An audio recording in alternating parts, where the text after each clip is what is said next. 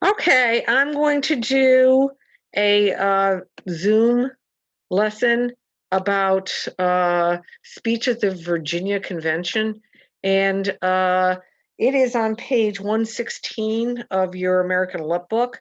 If you take notes, it will make your assignment that I'm going to give you easier to do. What I'm going to have you do is write it's called a smell. And smell is it's like the strategy that we used for for looking at uh, Gettysburg Address. It's a way to ask questions about a speech, and then as you ask the questions, um, the uh, the smell helps direct your thinking. So, for example, smell begins with S, which is a sender receiver relationship.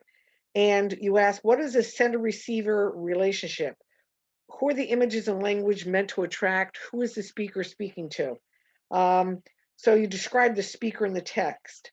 And then this is, very much like Soapstone, where you start out by describing the speaker.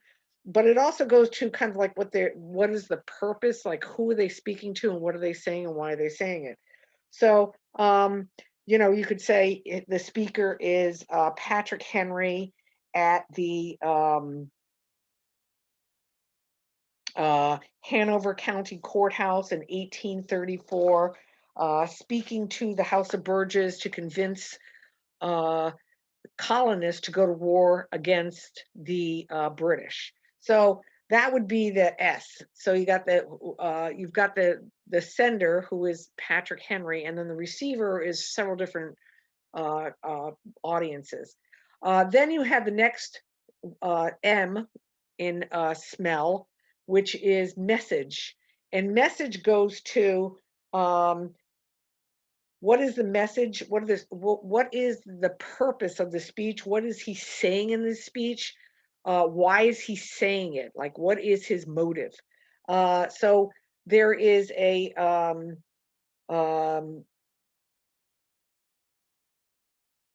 very specific reason for his speech, and that's what message is. Then you have emotional strategies. Emotional strategies are what is the desired effect and how does he get the desired effect? Like what kind of ethos does he use?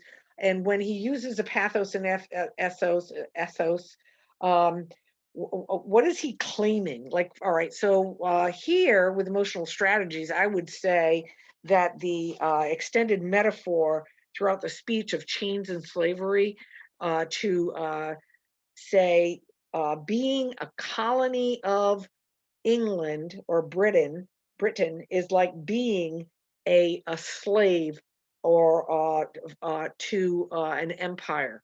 And he throughout his speech he says things like Britain is forging the chains, and you can hear the chains rattling.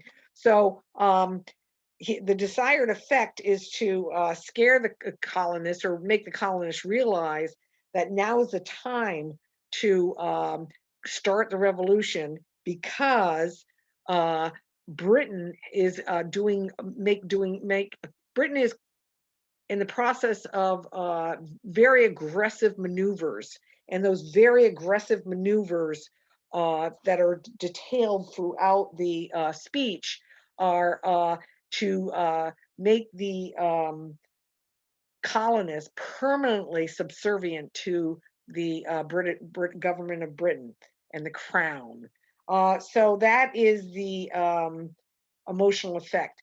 Then we have logical strategies. And logical strategies are actually what kind of logic is used. Like, for example, what is actually in the speech where it is there are things mentioned that are actual facts, and those facts are undeniable. I mean, he uses a lot of literary devices, which are hyperbole, like he exaggerates, and he has the extended metaphor. But he also actually states many facts. Like, for example, he says the fleets and armies they are on our shores. There are warlike preparations going on. So if the British are there making warlike preparations, then these are facts. This is something that you can actually tell is occurring.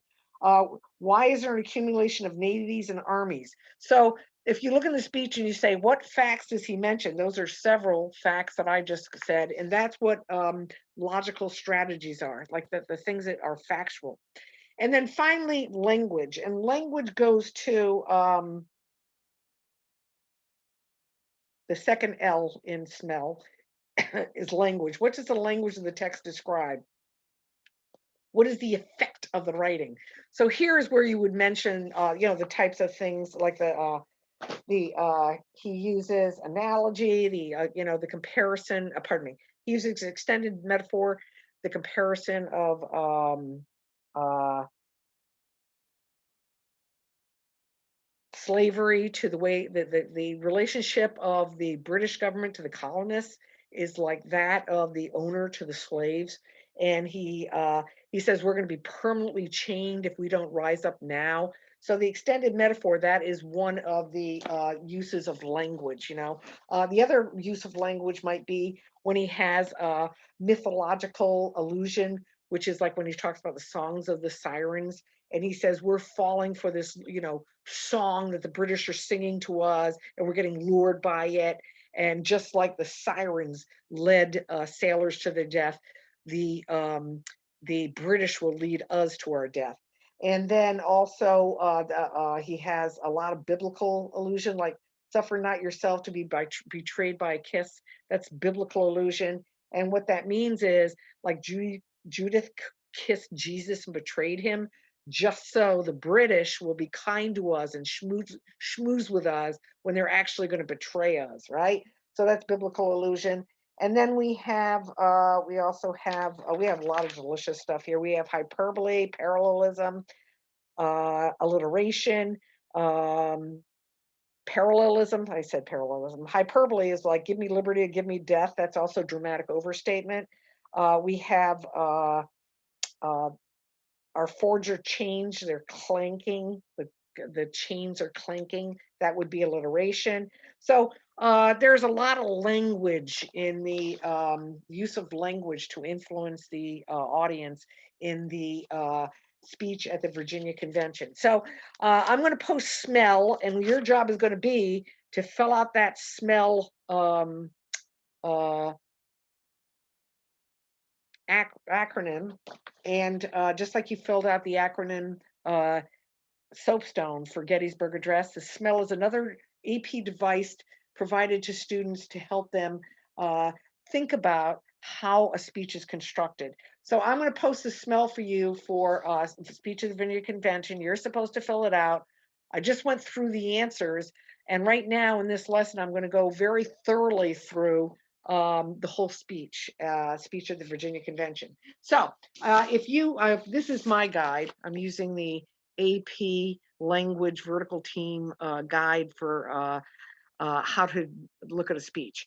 And then also, though, we're also using our American Lit book, which you have at home. And if you turn to page 116, right? So this is a very good, there are a lot of nice things put on the internet.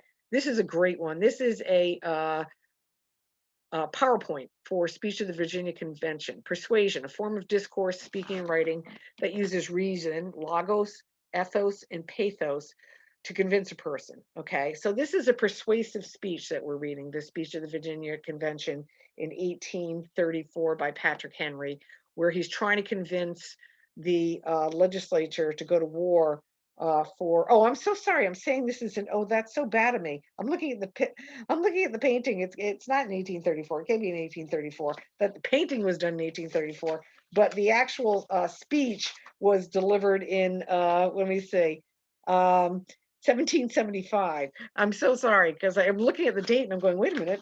The revolution began 17. The Declaration of Independence was signed in 1776, so it can't be 1834. I'm so sorry. Anyway, so make sure you don't make that mistake. Make sure you put 1775.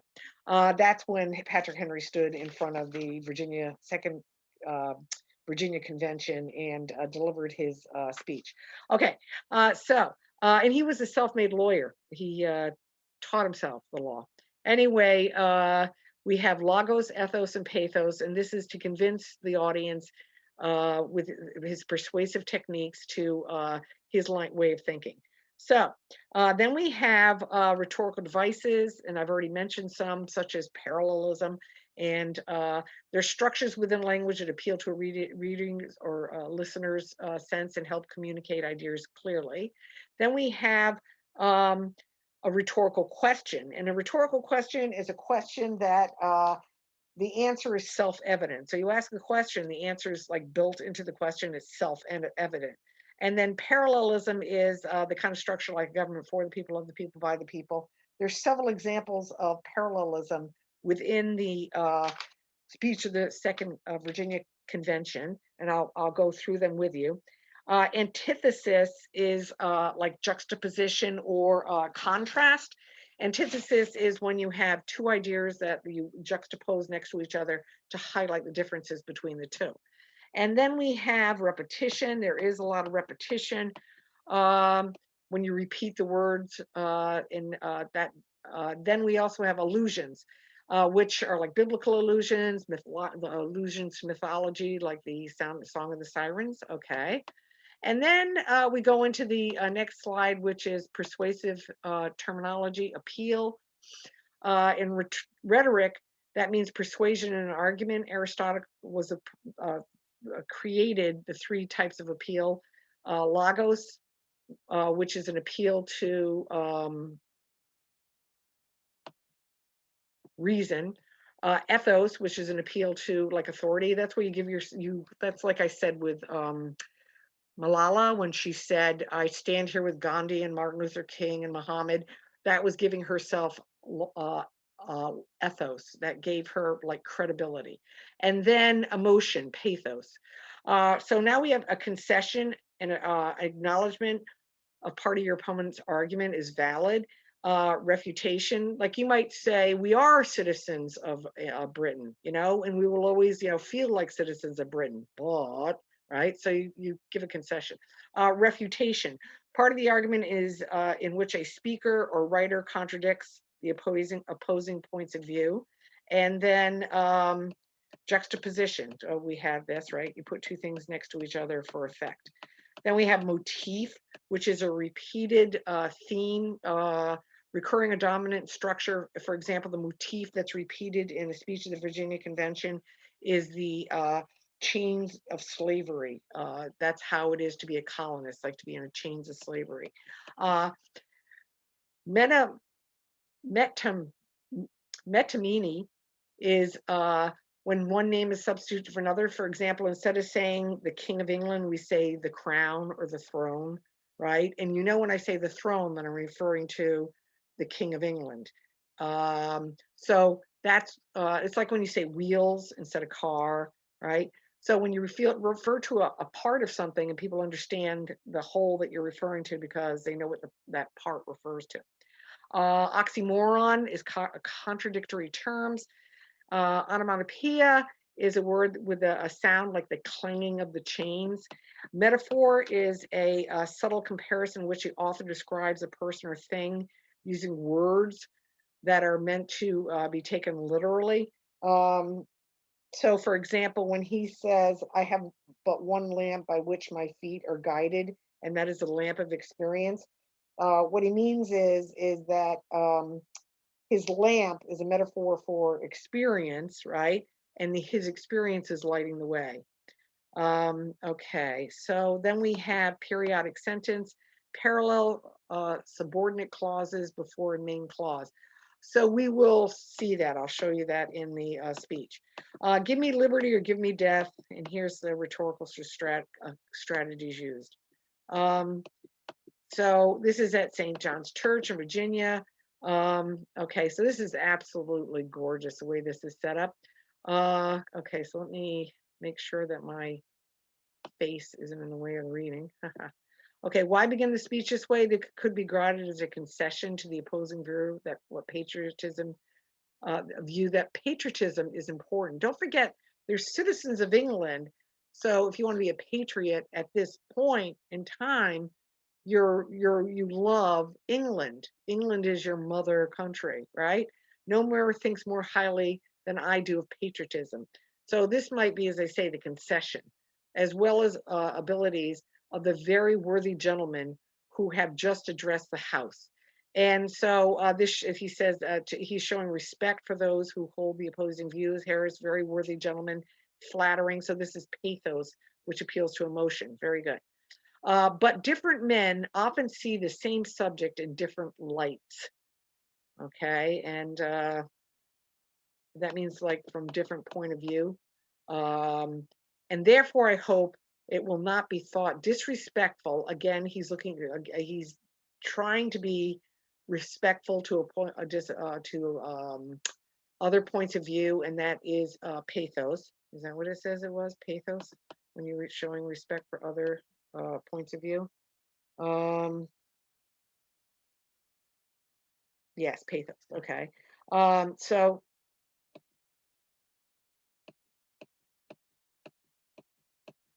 to those gentlemen, if entertaining as I do opinions of a character very opposite to theirs, I shall speak forth my sentiments freely and without reserve.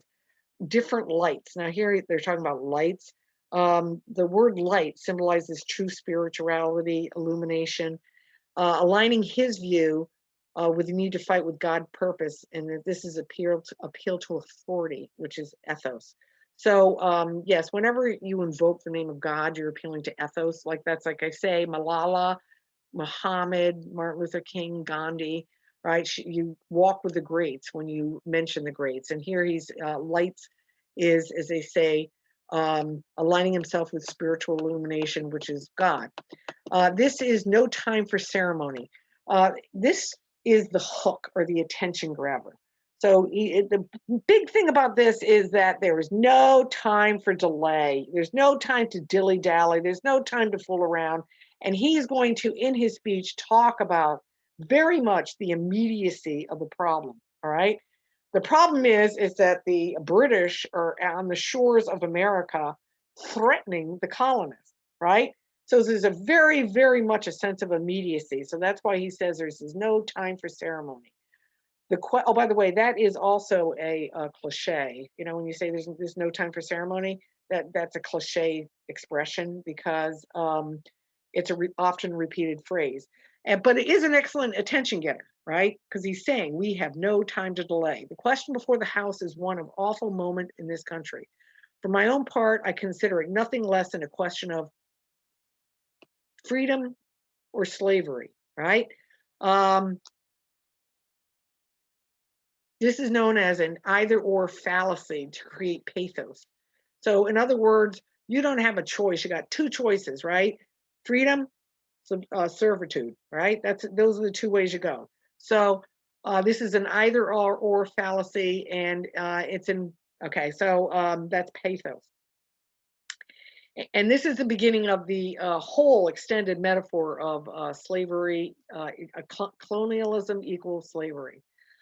In proportion to the magnitude of the subject ought to be the freedom of the debate. All right, so we have to have the ability to speak freely about how we feel about this, that you can't sit here right, resting on ceremony, that we have got to act immediately because there is immediate danger right at hand. And the proportion of the magnitude of the subject ought to be like open freedom to debate. So in other words, I should have freedom to speak. It is only in this way that we can hope to arrive at truth and fulfill the great responsibility which we hold to God and our country. He creates an appeal to authority or ethos, calling on God's truth, fighting for freedom. He aligns God on the side of the colonists fighting for freedom. Very often throughout his speech, he aligns himself with God and talks about the majesty in heaven.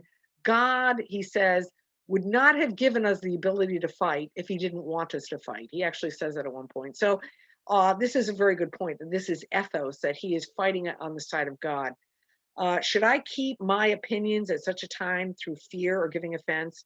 I would consider myself guilty of treason toward my country and the act of disloyalty toward the majesty of heaven, which I rever all above earthly kings. Now, this is really good stuff because what he's saying is, yeah, there's a King George III, who's the King of England, who is, our majesty since we are uh, uh, citizens of England. However, there's a greater majesty, and that's the God in heaven, our majesty in heaven, right? And I value him above earthly kings. And what a great argument. So, majesty of heaven is God. This is metonymy again.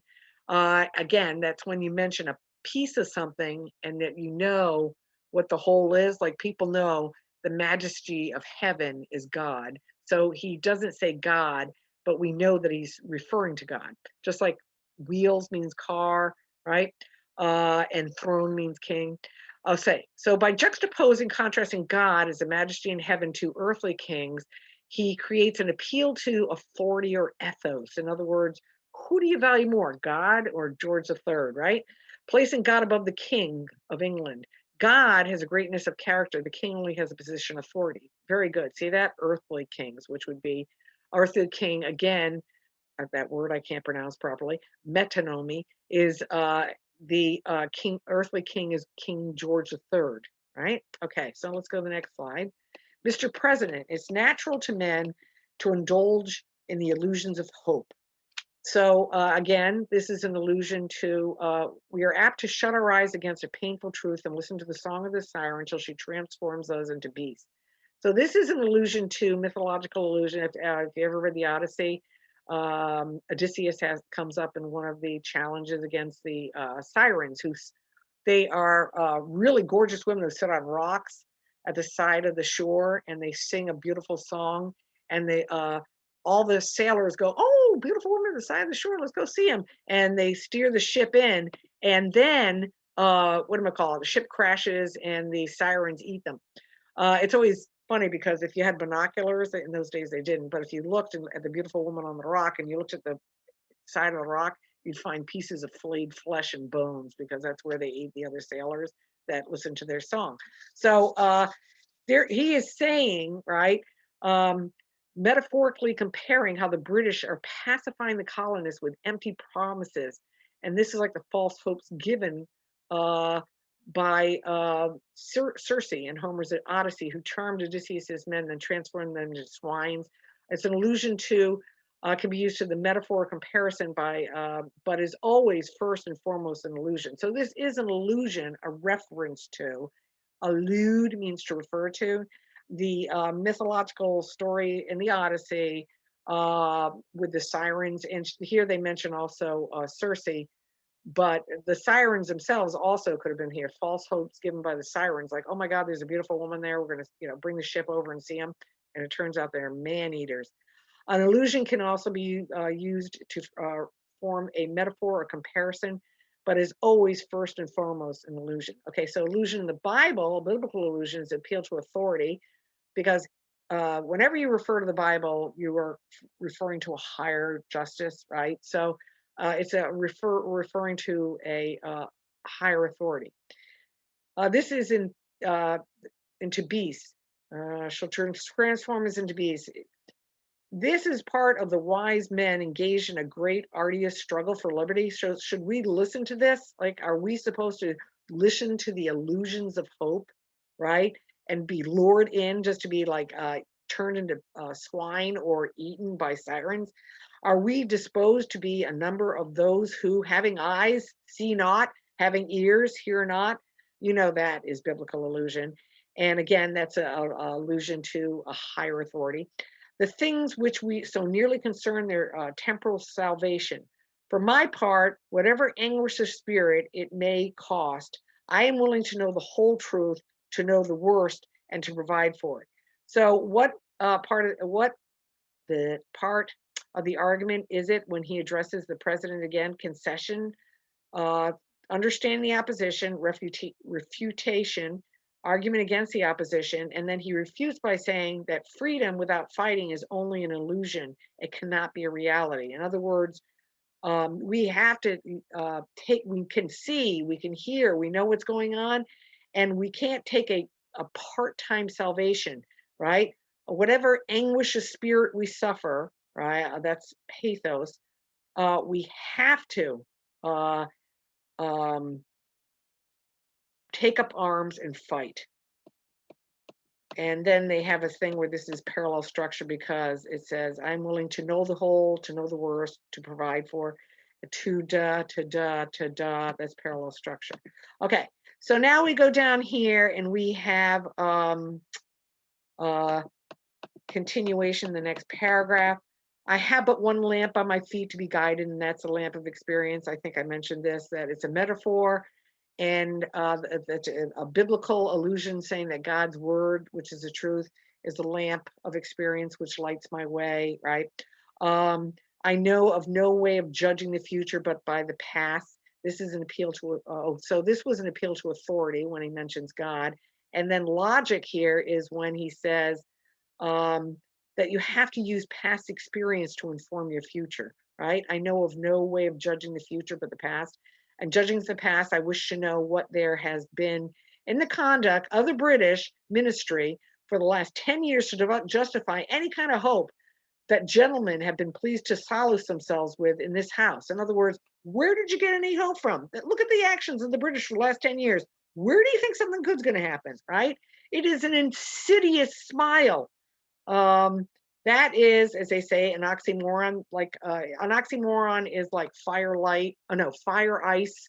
Romeo and Juliet. They had a lot of oxymorons. Love hate. So insidious smile. That's like a devious, nasty smile. A smile is supposed to import something wonderful and happy, but when it imports something devilish and deceitful, then it's an oxymoron for insidious with smile, with which our petition has been lately received. So they gave a petition to the British asking for certain concessions, and the British went, really? Trust it not, sir. It will prove a snare to your feet. Suffer not yourselves to be betrayed by a kiss. Now, there is biblical allusion, right? Biblical allusion, because it was Judas who betrayed Jesus.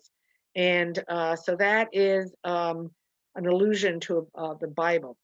Ask yourselves how this gracious reception of our petition comports with these warlike preparations. So there's a great juxtaposition. And it's also paradox. It's juxtaposition because you have they have a happy reception to the petitions for more freedoms while they prepare for war, right? So they've got like military ships coming to the shores of America, warlike preparations, right after they graciously received the petitions. And so the paradox is, why, if you are like happy to listen to us, would you start setting out for war? So that's paradoxical. Okay. Um, are fleets and armies necessary to work for love and reconciliation? Now that's a rhetorical question. Oh, there we go. Henry employs a rhetorical question because, as I say, when a rhetorical question is where the answer is embedded in the question. Why would you prepare for war if you're saying you want peace? Right? That's what he's asking. Let us not deceive ourselves, sir. These are the implements of war and subjugation, the last arguments to which kings resort, sorry. Henry also appeals to pathos by using words like implements, tools of war, and subjugation. Subjugation means that you make somebody lesser than you. You forcibly make someone less than you. So you subjugate them. You can subjugate somebody's opinion. You can subjugate somebody's person.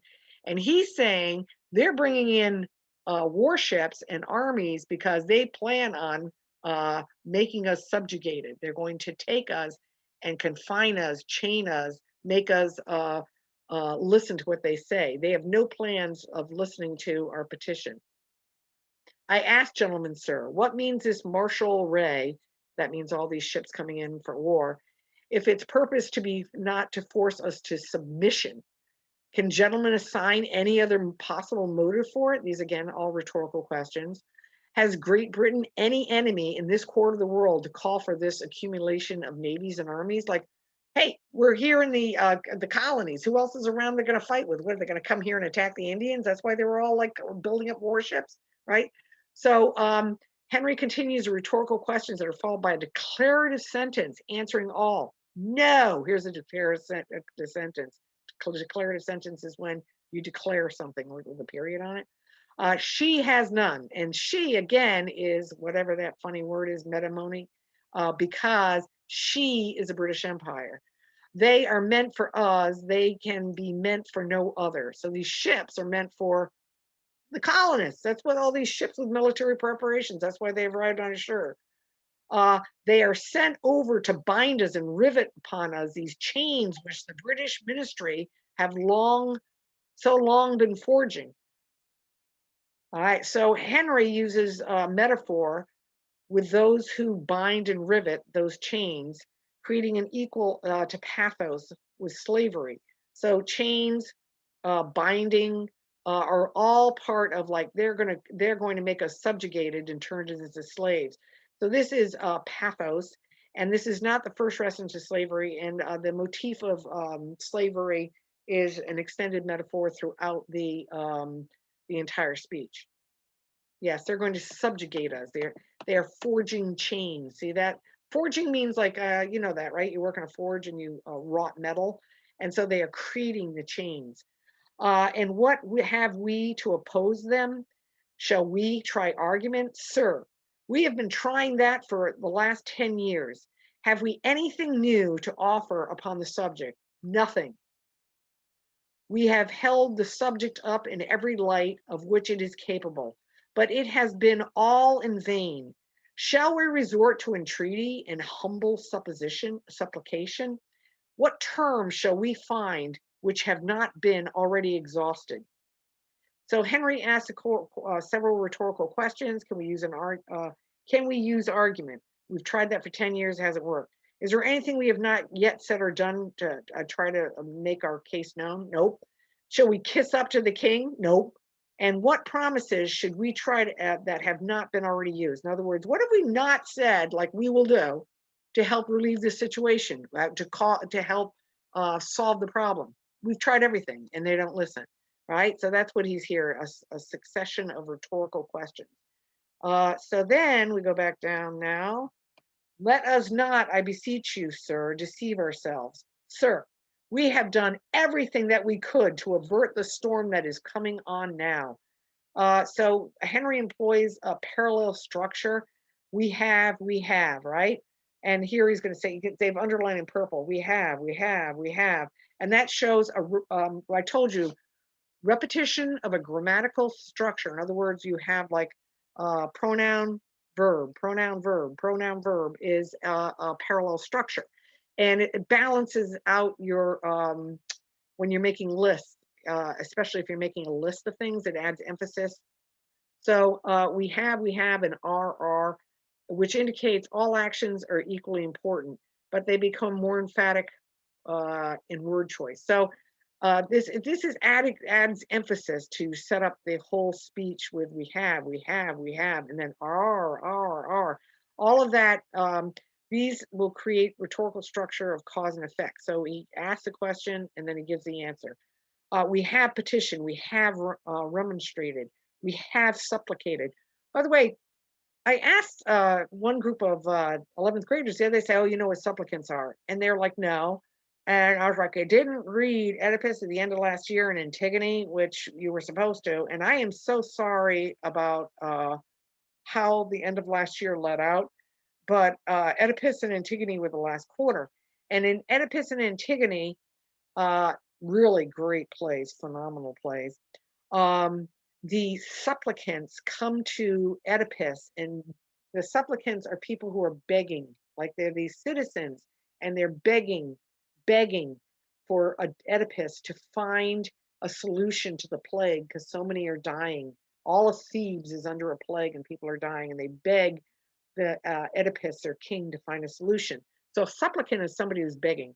Um, we have petitioned, we've remonstrated, we have supplicated, we have prostrated ourselves before the throne. That means laying down on the ground. Yeah, you're groveling in front of the throne, which is another example of matrimony. And that is when you name a part uh, instead of instead of saying King George III, you just say the throne, and that refers to him.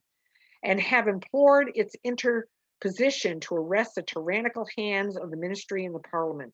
Our petitions have been slighted. Our remonstrances have produced additional violence and insult. Our supplications have been disregarded, and we have been spurned with contempt from the foot of the throne. In vain, after these things, may we indulge the fond hope of peace and reconciliation. There is no longer any room for hope. So there is no hope that begging is going to solve this problem. That's basically what he just said. So he says, first, we've tried this, we've tried this, we've tried this. And then how was it answered? Our petitions were slighted, our remonstrances were answered with violence, our supplications were disregarded, right? We're treated with spurn and shown the foot of the throne, right? That's a great, what do they say foot of the throne is? Oh, Henry uses storm as a metaphor for war and uses the foot of the throne, right, is the disdain of King George III, and that's Metamini. Gosh, in vain after these things may we indulge the fond hope of peace. So there's no hope of peace. No longer can we say there is hope. All right, so okay, so now he's going to turn and give you his call for action. All right, that's what this whole speech was a call for action. He's saying we have got to have an American Revolution. Right. So if we wish to be free, if we mean to preserve inviolate those inestimable privileges for which we have been so long contending, if we mean not basely to abandon the noble struggle in which we have been long engaged, and which we have pledged ourselves never to abandon until the glorious object of our contest shall be obtained, we must fight. So this is Henry's call for action, a long exclamatory periodic sentence. He says, we must fight. This is an appeal to pathos. He's showing the desirable outcomes before he shows the undesirable way of attaining those goals. In other words, the undesirable way of getting your goals is to fight, which is many of them wanted to avoid. Generally, they don't want to go to war. He creates a sense of urgency by using the exclamation point at the end with a repetition of we must fight. So if we wish to be free, if we wish to have privileges, if we wish to be not basically abandon our noble struggle, if we wished, if we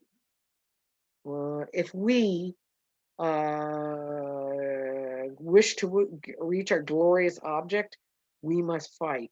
And I repeat it, we must fight. And appeal to the arms and to the God of hosts is all that's left to us. Okay. So they say this is the theme also. The theme is to call a call to arms. They tell us, sir, that we are weak, unable to cope with the formidable adversary, but when shall we be stronger? Again, a rhetorical question. So this is the argument. He begins with the loyalist opposing argument. So in other words, oh, you guys who are in what do you call it, research, you know that you have to state your whole thesis, and then you have to show like evidence why your thesis is correct. And then at some point, you are supposed to have a refute your own. In other words, address the counter arguments. You're supposed to have here's my thesis, and they say some people will say, right, and then so you have to address their arguments, the counter arguments, and this is what he's doing here. They, meaning the British, will say we're weak, unable to cope with a formidable adversary. But when shall we be stronger? Will it be the next week or the next year? Will it be when we are totally disarmed and when the British Guard shall be stationed at every house? Shall we gather strength by irresolution and inaction? Shall we acquire the means of effectual resistance by lying supinely on our backs and hugging the delusive phantom of hope until our enemies shall have us bound as hand and foot? Sir, we are not weak if we make a proper use of those means which God of nature hath placed in our power. Okay, so there's a lot here, and I just want to, say what I just read. So we got the opposing argument, and here is got a lot of rhetorical questions, and he's asking, if not now, when's a better time, basically. He refutes the argument, appealing to authority of ethos, giving credit to their power coming from God, the God of nature. So here, right here, right? So basically, he's saying God gave us common sense. God gave us certain abilities. And so basically that is how he refutes all these questions about, like, when they say what should you should just wait for what, right? And this whole thing of we are too weak. No, we are not weak. God gave us the means.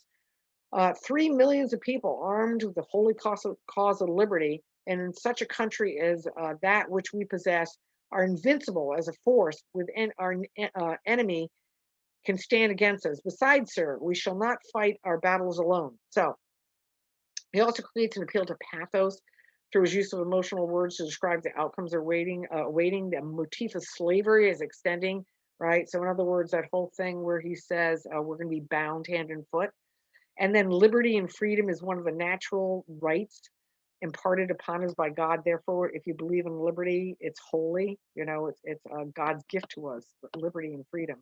So that's ethos. So now we go down. This is just God who presides over the destinies of nations and who raise up friends to fight our battles for us. The battle, sir, is not the strong alone. It is the vigilant, the active, the brave. Besides, sir, we have an election.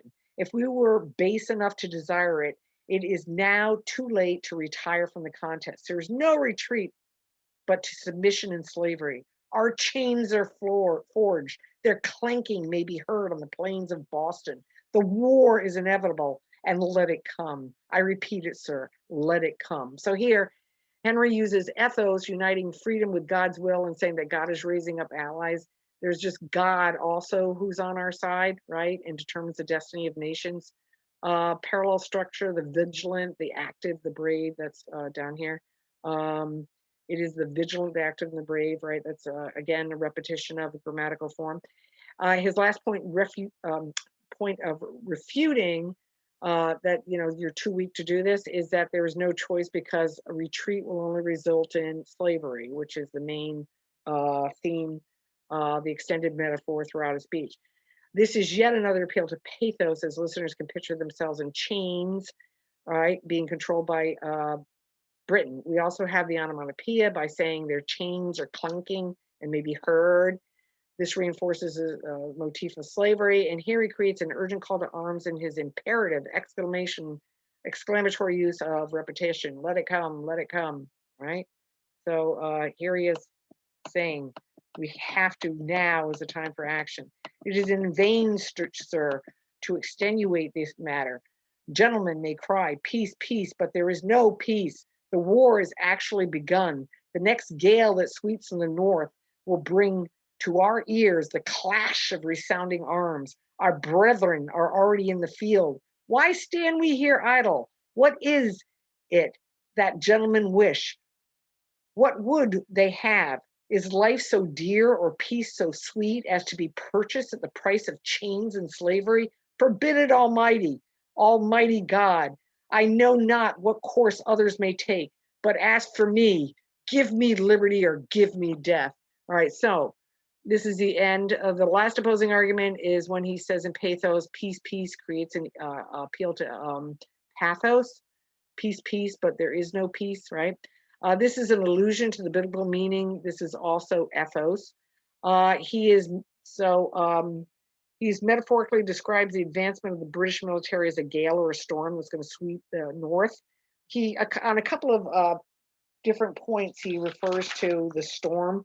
For example, he says, "Let me not, I beseech you, deceive ourselves any longer, sir. We have not done nothing that could be done to avert the storm that is coming, right? We've petitioned, we remonstrated, we supplicated." So up above, he's talked about the storm that's coming. And here again, he reiterates that motif. Metaphorically, he's talking about how can we avert this storm. Through the comparison, he continues the storm as a metaphor uh, which was used earlier. And then he has the onomatopoeia of clash, right? Clash is a sound, so it's onomatopoeia. The rhetorical question Henry uses reinforces their need to take action, ending with the concept of slavery motif, right? Again, here, the price of chains and slavery. So we're back to that main motif that carries through the entire speech. In the final line, Henry uses antithesis, either or fallacy. to show what that liberty is equally as valuable and desirable as death. In other words, give me liberty or give me death. So antithesis is one or the other, and the destructive and the undesirable. So this is an appeal to pathos. Okay, so that's it. I think this is a very long lesson, and I'll probably do it twice in class, and you might have to do it twice in 2 sittings. But at the completion of this lesson, you should be able to fill out your smell and then submit your smell, and then you will have 3 grades already done. Don't forget on the 9th, which is just a week and a half away, 10 days away. On the 9th, it's progress report time. So I want those 3 grades in. The quiz about, I posted a quiz about the, it's on Emerson's, what page is it on, 353? It's Emerson's, it's an excerpt from Emerson, and after the excerpt there are questions, and you're supposed to answer and submit the answers to the questions. Now I'll never be able to find it, Emerson. Well, anyway, I've got it posted with the page in your in the what do you call it, on the platform, Google platform. So you have the Emerson quiz, you have the soapstone with Gettysburg, and you have this. This is the 3rd grade. So make sure you're completing all your work. It is important. And this is it. We're done with speech at the Virginia Convention. See you in class.